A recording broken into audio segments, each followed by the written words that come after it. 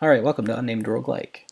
This week I changed how items work. You can't pick up a whole bunch of them and have a large inventory of things. You can just pick up one thing now.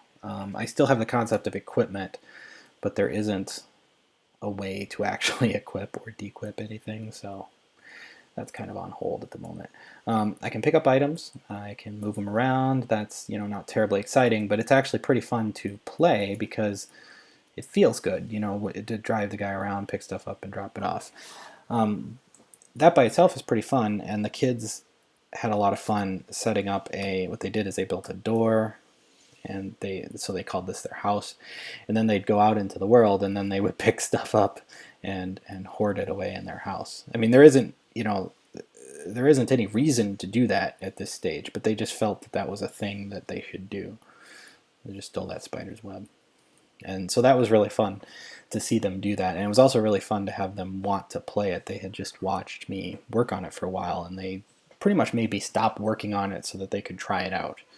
And they had no problems at all with the low fidelity graphics here. It didn't bother them in the slightest. And now here's the other fun new thing. I can now throw items. And you can see that when I throw it, it hits the spider. Not very hard, obviously, but it works. This is quite a bit of fun to play with. And that means that you can use the spider web to kill the spider, you can use an egg to kill the chicken, and it's all pretty crazy.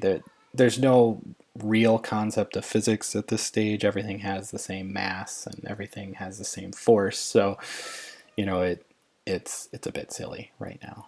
Eventually I'll have that stuff be more variable, and heavy objects will slow you down when you're carrying them and things like that, and they won't do as much damage, obviously. So yeah, I guess that's the main stuff. I also added, ooh, this map's pretty empty. I also added a few new creatures, like right here is a slug. The slugs will eat the mushrooms, somewhat randomly if they happen to see them. This slug has a pretty good chance of eating at least one of these mushrooms.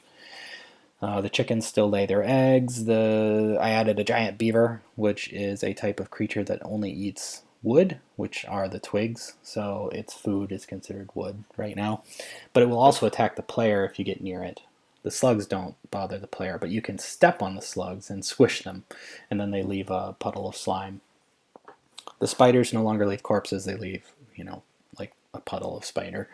And of course you can pick them up and throw them, because you can pick up and throw most everything now, which is pretty fun.